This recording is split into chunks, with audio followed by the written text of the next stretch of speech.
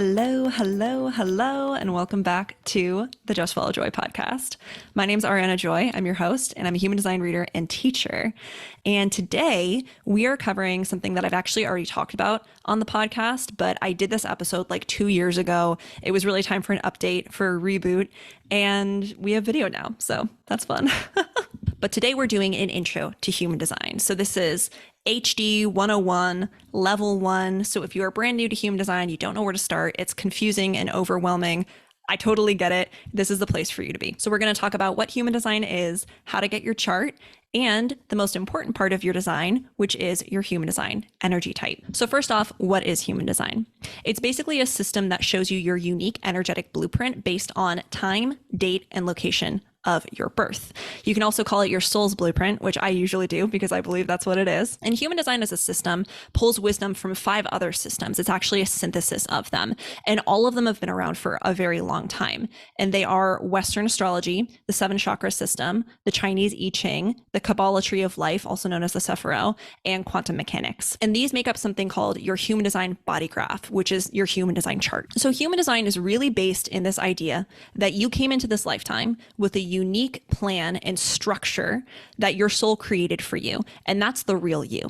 So it basically said, here are the things I want to focus on, and here's how I want to do them. Basically, here's how I want to operate in this lifetime. And at this point, I think the question most people would have would be like, okay, that's great, but like we kind of already know we're all different, right? Like that's pretty obvious. We have personality tests that show us, astrology shows us that very much in depth.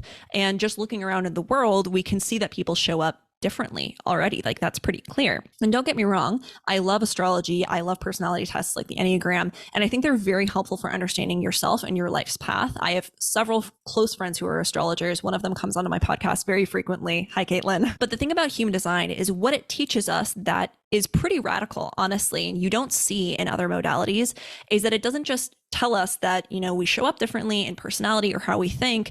It actually tells us that our energetic bodies are structured differently. That means that we each exchange energy with the universe and the world around us in fundamentally different ways because we're not all built the same, which means that we get to the results we want and we attract the opportunities and the things we want in our life, including manifesting those things, because manifesting is a form of exchanging energy with the universe by doing different things. There are different actions that are going to work for each of us. So if an action has repeatedly not worked for you, it's probably not your fault. It's probably that you just weren't built for it. And that's one of the most eye-opening and transformative parts of human design. I would say the most transformative part of human design for people, because even if they know about themselves and they know what they're like, oftentimes they'll say, holy crap, no wonder this action that everyone's been telling me to do hasn't worked for me the same way it works for everyone else, and it didn't feel good. It was because it wasn't meant for me in the first place, and literally no one told me that. And the thing is that we actually already know what's going to work for us, which is the most interesting part. As children, we'll show up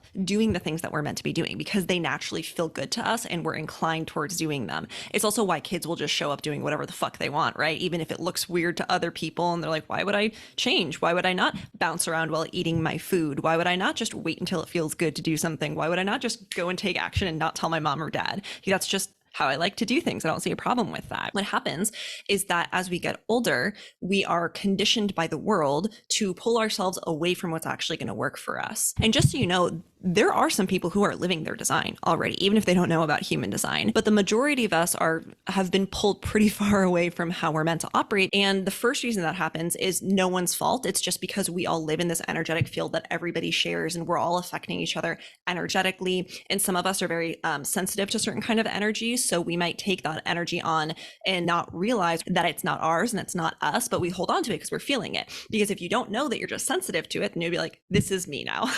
When really it's not, you're just picking up on it. But a lot of it is that we consciously learn for some reason that the way we operate is not okay, or the way we are is not okay. And we're not going to survive and thrive if we act that way. So we need to conform to this more cookie cutter approach to things that have worked for other people. Some of those specific practices and things are going to work for certain people, which is great. And that's actually how a lot of this stuff becomes like common wisdom or common practice.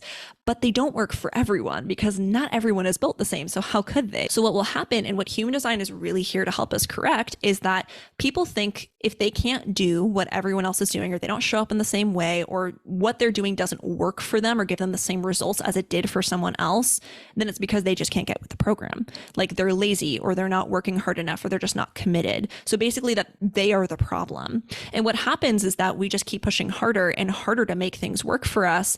But the catch is that this thing is never going to work for us the way we think it should, because it was never right for us in the first place. We weren't built for it, and it wasn't built for us. And then we get into this cycle where we just keep convincing ourselves over and over again that, we're the issue and we're never going to succeed, when the problem is actually that we are built to succeed.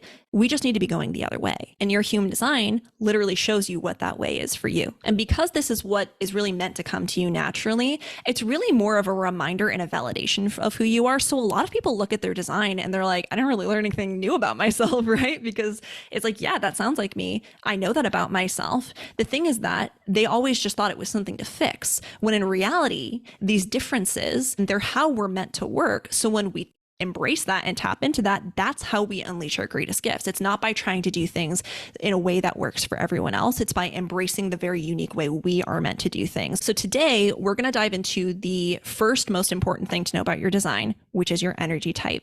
And side note, if you learned nothing else about your design, which of course I recommend you do because it's so amazing and so interesting and informative, but if you don't, this is the one thing that you should know about yourself, because this alone can change your life and start making a huge difference. So there are 5 energy types, and they are manifestor, generator, manifesting generator, or MG, projector, and reflector.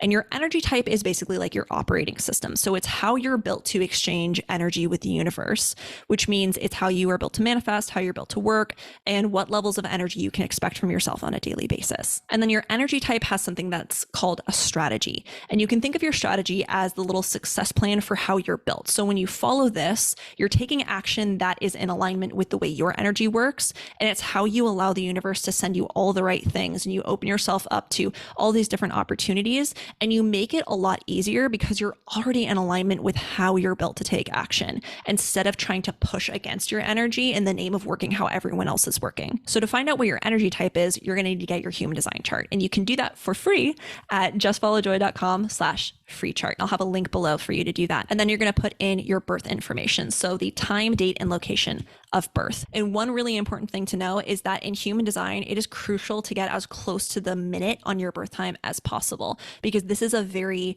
precise and granular system, and things can change in your human design chart in just the course of a few minutes. Sometimes I've seen things change in a minute. Sometimes they're not the hugest differences, but sometimes they really are. So, when someone tells me like, I was born at 9 a.m., like, are you sure about that? You might want to check, because it's actually quite unlikely that you were born on the dot. So getting down to that minute is going to be really important. When you do that, you're going to get this type of a deal that shows up. So this messes your human design chart, and depending on what your design specifically is, it's going to have different shapes colored in. It's going to have different numbers and lines. The arrows will be going different ways, but you don't have to worry about any of that. Right now, all you need to do is go to the right in the little information panel and look at type. And next to type, it's going to either say manifestor, generator, projector, manifesting generator, or reflector. And that is your energy type. And then right below that, it's going to say strategy. And your strategy will say something like mine, which is to respond. And that's going to depend on what your energy type is. And we'll talk about that in a second. So now that you know your energy type, we're going to go through all 5. And we're going to start with manifestor energy type. So manifestors are about 8% of the world, and they're really the energetic initiators of human design. So they're the energetic leaders, the people who go first. They're the starters. They're the people who are here to get the ball rolling, but they're not necessarily the people who are meant to keep it rolling. They're just the spark. And they do that by getting these impulses of like, oh, I just really want to do that, out of nowhere and for no discernible reason, and then taking action on that. So they're the only energy type who is here to just start something out of thin air, let's start something out of nothing and just go do it. They're very direct and they're very fast in how they take action, which is very correct for them. That's how they're supposed to do things. And if you're a manifestor, that probably sounds pretty familiar to you. You're like, yeah, that's what I do. Like, I want to do that. So why wouldn't I just go take action on that, right? Like, what would be blocking me? And you might actually be confused when you find out that that's not the way it works for everyone else. But what all of this means, and what's really important to know about manifestors, is that they're these people who are really meant to just do whatever the F they want and go with it. And they're really not meant to be blocked or slowed down. But the thing is that this process is very internal for manifestors in a way that it isn't for other people. And because manifestors operate in this way, other people often don't know what's going on with a manifestor. And manifestors often don't realize that. So they're off like this bullet train towards their goal, and everyone else around them is like, wait for me. Like, I wanted to come, or where are you going? Why didn't you tell me? What's going on with you? Which can create some resistance for manifestors, not just in hitting their goals, but also in their relationships, because they're like, oh my God, like, why do I have to wait for you? Why do I have to wait for everybody? Stop trying to control me or like figure me out. Just let me do my thing. And manifestors also have a really big energy from birth, which can subconsciously kind of trigger or intimidate people, which means that oftentimes manifestors will learn, like, when I do what I want, that bothers people, or people just don't like me for some reason, which isn't true. It's just the people who are wrong for the manifestor. But then they won't want to tell people what they're doing because they're afraid it's going to upset them or someone won't like them. And that's why a manifestor strategy is to inform. And really that just means communicate. So it means when you get an impulse, your job is to let the people around you know, hey, I'm going to go do this thing, or I'm doing this thing. You can come with me or not, but I'm doing it either way. And I wanted to let you know so you aren't wondering or waiting around. This is annoying for a lot of manifestors because they're like, why do I have to do this? But in reality, it's actually for you, because a manifestor's problem isn't that they're not action oriented or they can't take action to make something happen. It's that oftentimes other people are in the way on accident. Like, they're accidentally blocking the manifestor because they don't know what's going on. So this is really for the manifestor, so they can get those people out of the way and just do their thing and get their shit done. And the key thing to know here is that informing is not asking for permission. It's actually the exact opposite, because it's declaring what you're doing and sticking to it. And what's a better way of owning your power, right? Then we have generators and manifesting generators. These two energy types are different, but they're both subtypes of the same energy type, which is generators. So what I say in the first half, MGs, this is important for you too. So pure generators make up about 35% of the population. And this is really important because along with manifesting generators, we create 70% of the population. So most people you meet will either be a pure generator or a manifesting generator. And together, we create this energetic field that everyone in the world lives in, because generators are born with a lot of energy, specifically what we would call life force energy. And this is the energy to be productive, to keep going, overall just to work and make things. And because of that, we are the ultimate workers, builders, and master creators of the world. But if you're listening to this and you're like, ew, like, I'm here to work, this is some bullshit, you're actually only meant to use this energy on the things that don't feel like work, because generators only create and tap into their life force energy when they're doing something that excites them. So if you're a generator, that's doing something that you just love to do and you could do all day long. And that means that if you're a generator, first and foremost, you're here to be as happy, energized, and excited as possible. Like, that needs to be the priority in your life, especially because if you spend your time on things that don't light you up or don't feel good or you're going to get pretty easily drained, and you're going to tone down a lot of what makes you really magnetic to the things that you want. And that's also why we have so many damn tired generators out there, which is a shame because we're supposed to be the most energized people in the world. Another reason why this will happen is that generator energy is very, very powerful, but it only gets turned on in response to things. So we're really here to allow life to send us the next thing. A lot of generators are trained to believe the opposite, to believe that nothing will ever happen if they don't go out and make it happen. But then they keep hitting walls because that's not the way their energy works, and it's not their fault. It's just not how they're built. But what's so awesome is that if you're a generator, you have a very magnetic aura, and you're always drawing stuff to you if you trust that. And your only job is really being good at following what excites you and dropping what isn't exciting you 100%. That's why if you're a generator, your strategy is something called wait to respond. And that doesn't mean that you're waiting around all the time. It just means that instead of expecting yourself to start something out of nothing, you listen to whether your gut is saying yes or no to something that is already around you first, and then you move forward and you trust the universe to put the next stepping stone in front of you, because that's exactly how it works for you. And when you do that, the right stuff will start finding you faster and faster, and the whole time you're going to feel awesome and you're going to be doing what you love. Now, if you're a manifesting generator, you're also meant to do what makes you feel all excited and juicy, but you're going to operate in a few different ways from a pure generator. First off, manifesting generators are exactly what they sound like. They're generators with more manifestor qualities. I call them the combo specials of human design. And while generators are like these marathon runners, manifesting generators are the sprinters. So they have a little bit more of that impulsive manifestor energy to them. It's super, super helpful for them and really, really healthy to have their energy in a lot of different things.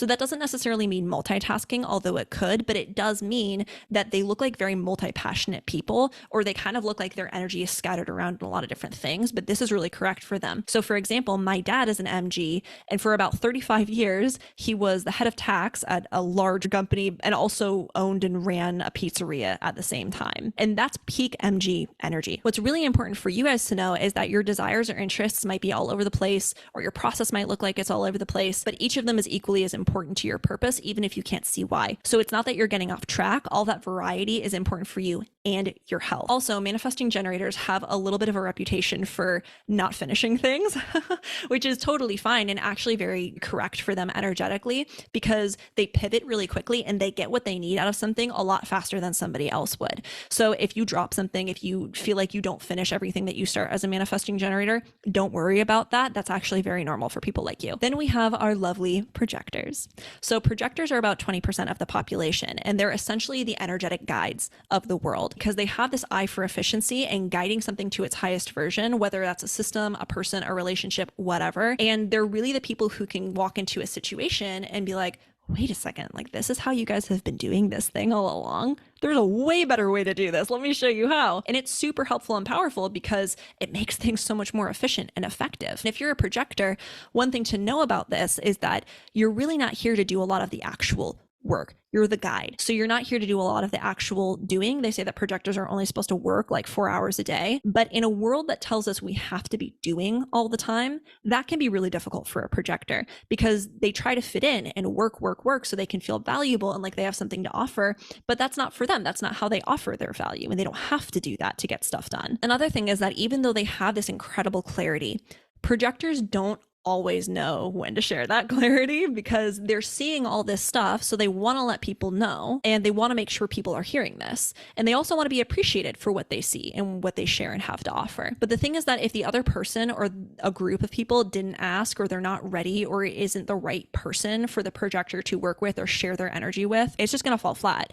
And they're either going to ignore the projector and what they have to say, or they're going to feel like they just got some very unnecessary, unsolicited advice. And then what happens is that can lead to the projector feeling really unheard or kind of resentful, or like they don't matter because no one seems to care. And do I even have anything to truly offer them if no one seems to be valuing what I do? And I know this kind of sounds like it's only an interpersonal relationship, but where this is experienced a lot for a lot of projectors, and it's a very familiar experience, is in their career and work. So something that will happen for a lot of projectors is that they feel like they're working and working, and that other person keeps getting promoted and they don't get seen in the same way, or opportunities don't flow to them in the same way. This happens for business owners as well. It's like, I'm promoting myself all the time or reaching out to clients, and it's just not working the same way. Why not? And the solution to this is following the projector's strategy of wait to be recognized or wait for the invitation. First off, this isn't like a literal invitation. I mean, it can be, but it's usually not. So it's not like you have to wait for this embossed save the date in the mail or something. This is an energetic invitation. By the way, you only have to wait for an invitation when it involves other people.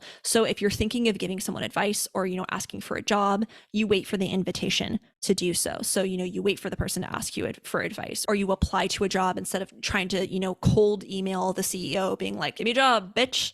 I mean, I don't encourage anyone send an email like that.